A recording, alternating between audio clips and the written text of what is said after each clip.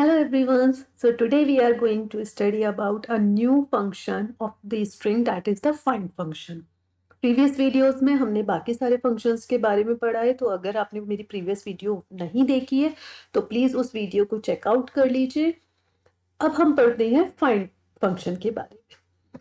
तो it is use to search the first occurrence of the substring in the given string. कहने का मतलब क्या है कि जो भी मेरे पास स्ट्रिंग होगी उसके अंदर जो सब स्ट्रिंग होगी, सब स्ट्रिंग का मतलब है कि फॉर एग्जाम्पल मुझे यहाँ पर एम देखना है, तो एम क्या होगी, मेरी सब स्ट्रिंग हो गई। तो मुझे ये सर्च करना है कि इस प्रोग्रामिंग में क्या मेरा एम आ रहा है। अगर आएगा तो जो फर्स्ट लेटर होगा सब स्ट्रिंग का उसकी इंडेक्स वैल्यू रिटर्न हो जाएगी। और अगर वो पर्टिकुलर सब स्ट्रिंग उस स्ट्रिंग में एग्जिस्ट नहीं करेगी तो उस केस में हमारे पास -1 आ जाएगा। ठीक है, तो वही हमने लिखा है, it is use to search the first occurrence of the substring in the given string. It returns the index value from where the substring starts. जहां से भी सब स्ट्रिंग स्टार्ट हो रही होगी वहां की इंडेक्स वैल्यू हमारे पास आ जाएगी। ठीक है, if the sub string does not exist in the string it returns -1। अगर सब स्ट्रिंग जो हम फाइंड करना चाहते हैं वो हमारी स्ट्रिंग में नहीं मिलेगी तो उस केस में ऐसा नहीं होगा कि हमारे पास आउटपुट नहीं आए या एरर आए। उस केस में हमारे पास जो आउटपुट आएगा वो आउटपुट आएगा -1। तो ये आपको क्लियर हो जाएगा जब हम इस पे कुछ क्वेश्चंस करेंगे और इसको प्रैक्टिकली भी करके देखेंगे। तो जो इसका इंडेक्स होता है वो होता है फाइंड, और इसमें हमारी स्टार्ट वैल्यू आ जाती है, सॉरी सबसे पहले वैल्यू आ जाती है। वैल्यू में कि हमें क्या चीज सर्च करनी है हम वो डालते हैं।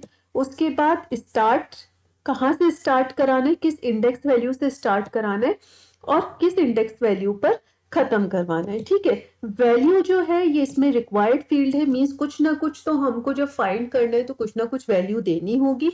स्टार्ट में अगर हम नहीं देंगे तो वो इंडेक्स 0 से स्टार्ट कर लेगा, और अगर हम एंड वाली वैल्यू भी नहीं देंगे तो वो लास्ट तक चला जाएगा। तो जो स्टार्ट और एंड वाली वैल्यूज है वो ऑप्शनल है, लेकिन ये जो वैल्यू है ये हमको जरूर से देनी होती है। तो अब एक एग्जाम्पल करते हैं जिससे कि हमको क्लियर हो जाए कि यहाँ पे हमने थ्योरी में सब कुछ क्या लिखा है। तो सबसे पहले मेरे पास एक स्ट्रिंग है प्रोग्रामिंग। तो मैंने क्या किया है कि उसके लिए प्रोग्रामिंग को मैंने यहाँ लिख लिया। और मैं इसकी सबसे पहले इंडेक्सिंग कर लूंगी क्योंकि फिर मुझे उससे पता रहेगा कि मेरी कौन सी इंडेक्स वैल्यू जो है वो रिटर्न होगी। तो इंडेक्सिंग जैसे कि हम जानते हैं कि फॉरवर्ड इंडेक्सिंग हमेशा हमारी 0 से स्टार्ट होती है। तो मैंने वही किया, इसे 0 से स्टार्ट करके जो स्टार्टिंग वैल्यू हो गई वो हो गई 0 और जो एंडिंग वैल्यू हो गई वो यहाँ पे हो गई 10। सबसे पहले हमको क्या करना है कि हमको करना है S dot find A M.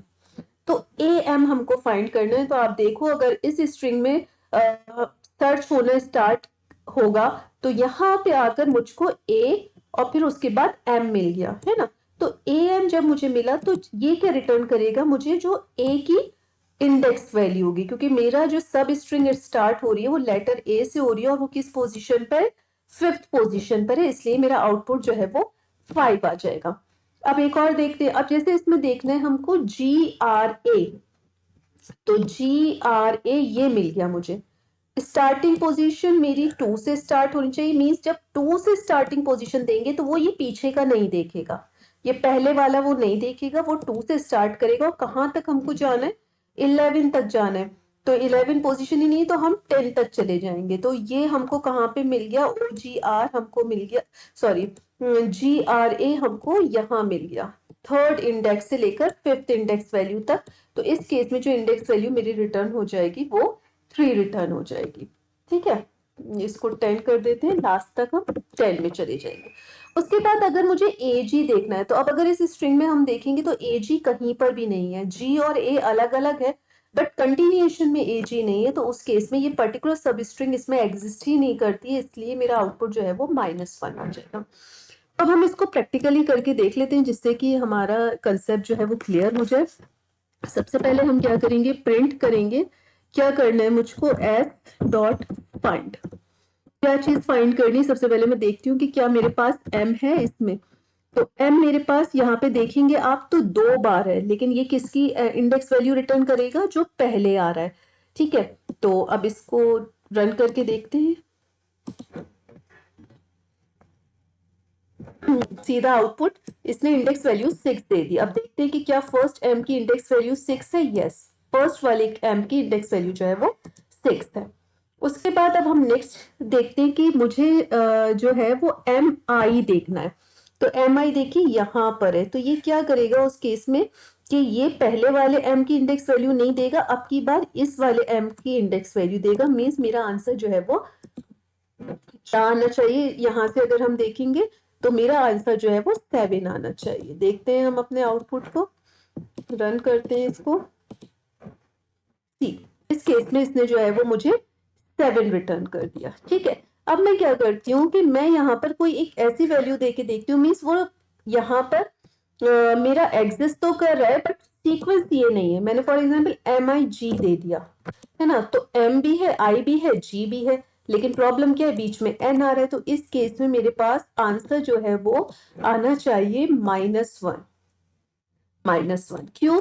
क्योंकि ये एम आई जी मेरी इसमें एग्जिस्ट ही नहीं करती है। ठीक है, कोई और लेटर ऐसा ले लेते हैं जिसको चेक कर लेते हैं कि क्या वो इसमें एग्जिस्ट कर नहीं करेगा, तो उस केस में आंसर मेरा क्या आएगा। तो चेक करते हैं, आंसर मेरा उस केस में भी -1 आएगा।